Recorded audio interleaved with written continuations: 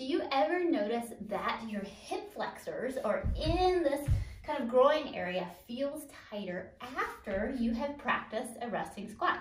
Maybe you have squatted down to do something with a kid and then you stand up and you're like, oh, my hip flexors are so tight. And so I'm going to talk a little bit about that because this is going to be an easy fix. Love it when things are easy fixes.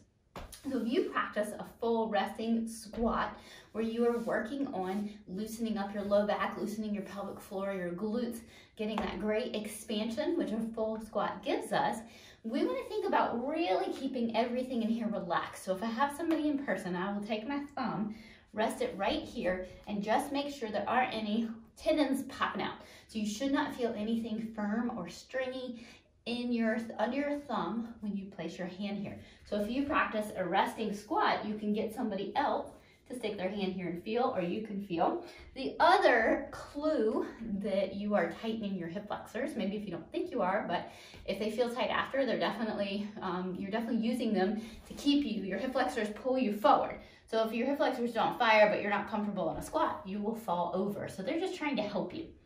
The other clue is this little tibialis anterior. So it will kind of go hand in hand with the hip flexors.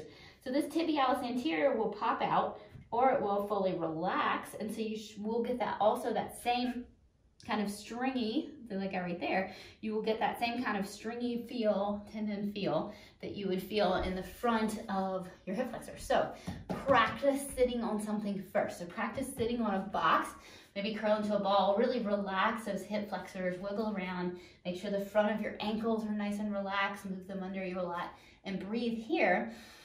Nice big expansion into your back instead of trying to just balance if you feel like you get that hip flexor tightness after you're done. So just be sure to relax those hip flexors and relax that tibialis anterior when you sit in a full squat.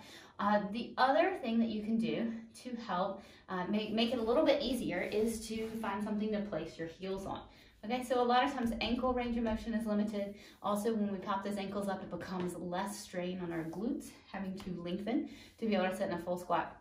So you can prop something under your ankles as well to make that a little easier. All right, so give that a shot and let's calm those hip flexors down in that full squat.